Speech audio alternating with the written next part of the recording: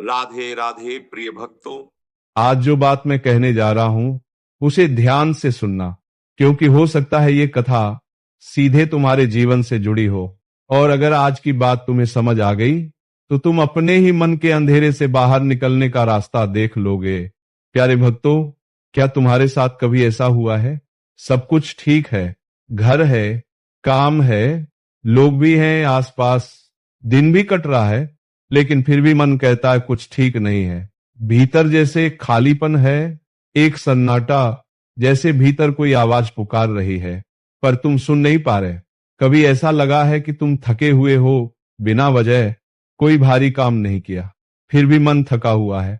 और सबसे मुश्किल बात, तुम ये थकान किसी को समझा भी नहीं पाते, बस इतना कहते हो, पता नहीं, मन ठीक नहीं लग रहा। ध्यान से सुनो प्यारे भक्तों, अंधेरा हमेशा बाहर नहीं होता। सबसे गहरा अंधेरा मन के भीतर भी हो सकता है। जब बाहर सब सामान्य दिखता है और भीतर सब उलझा होता है, तब मनुष्य सबसे अधिक अकेला होता है। लोग पूछते हैं सब ठीक है ना, और तुम मुस्कुरा देते हो, लेकिन वह मुस्कान बहुत भारी होती है। अगर आज तुम भी यही मुस्कान ढो रहे हो तो आगे की बात तुम्हारे लिए है, क्योंकि यहीं से जीवन बदलना शुरू होता है। प्यारे भक्तों, अच्छे समय के आने का पहला संकेत सुख नहीं होता, बल्कि अकेलापन होता है। हाँ, अकेलापन।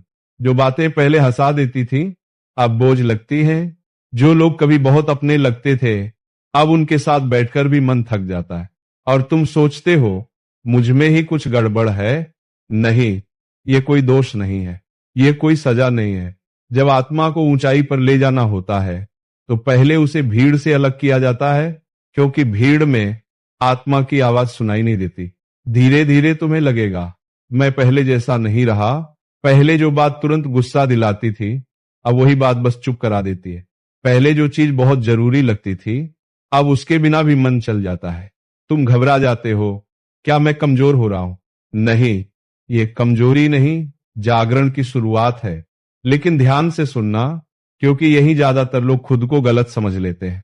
बहुत लोग पूछते हैं मैं तो कुछ गलत नहीं कर रहा, फिर मन इतना थका क्यों है?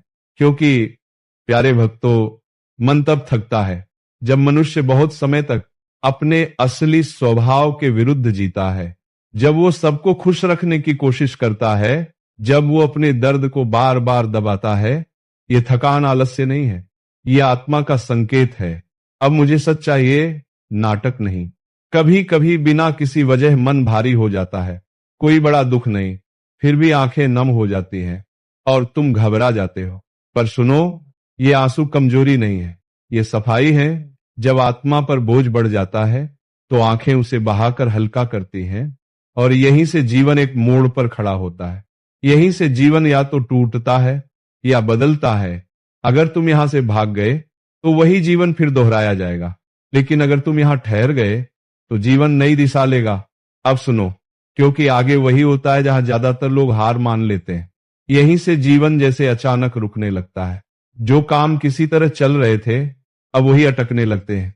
जो योजनाएं पूरे विश्वास से बनाई थी, वे अधूरी रह जाती हैं। और सबसे अजीब बात, तुम कुछ गलत भी नहीं कर रहे होते। तुम सोचते हो अगर मेरी गलती होती तो सुधार कर लेता, लेकिन यहां तो कुछ समझ ही नहीं आता।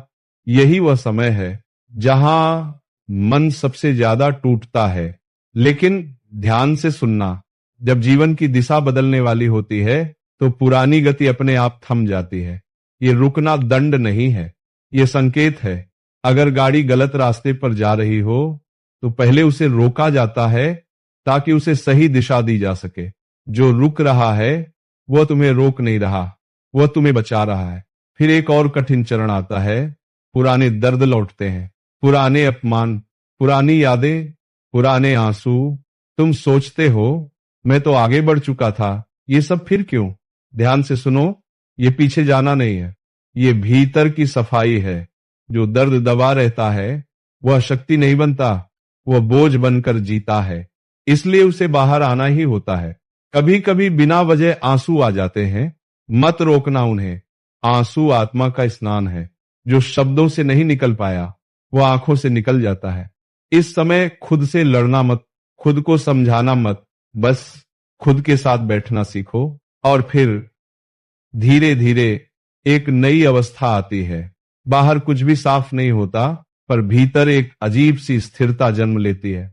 मन बिना कारण कहता है सब ठीक हो जाएगा, हालात वही हैं, समस्याएं वही हैं, फिर भी डर कम हो जाता है। क्यों?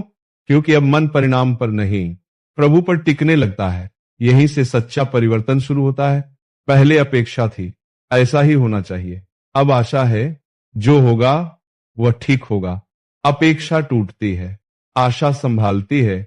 अब कुछ लोग दूर हो जाएंगे, कुछ रिश्ते ढीले पड़ जाएंगे, और आश्चर्य की बात, तुम्हें उतना दुख भी नहीं होगा, क्योंकि अब मन समझ चुका है जो साथ चलने योग्य है वही टिकेगा।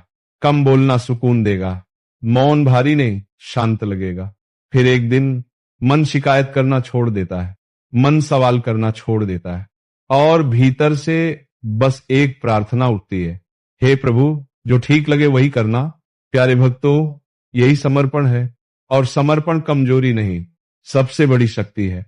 अब ध्यान देना, दुनिया वही है, लोग वही हैं, परिस्थितियां वही हैं, लेकिन तुम पहले जैसे नहीं हो। पहले चोट लगती थी, अब समझ आती है। पहले डर लगता था, अब भरोसा रहता है। छोटी छोटी चीजों में सुकून मिलने लगता है। सुबह की रोशनी, शांत हवा, किसी की सच्ची मुस्कान। जो छोटे सुख पहचान लेता है, उसे बड़े सुख ढूंढने नहीं पड़ते। एक दिन तुम पीछे मुड़कर देखोगे और खुद से कहोगे, अगर वह टूटन न होती तो मैं यहां तक कभी नहीं पहुंचता।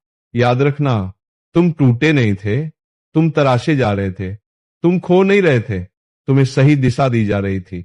अच्छा समय शोर के साथ नहीं आता, वह मौन के साथ आता है, स्थिरता के साथ आता है, और भीतर से तुम्हें मजबूत बना देता है। अगर आज तुम इन बातों को शांत मन से सुन पा रहे हो, तो समझ लेना तुम्हारी यात्रा सही दिशा में है। जो छूट गया उसे जाने दो, जो बचा है उसे संभालो, बाकी सब प्रभु स्वयं संभाल लेंगे। राधे राधे।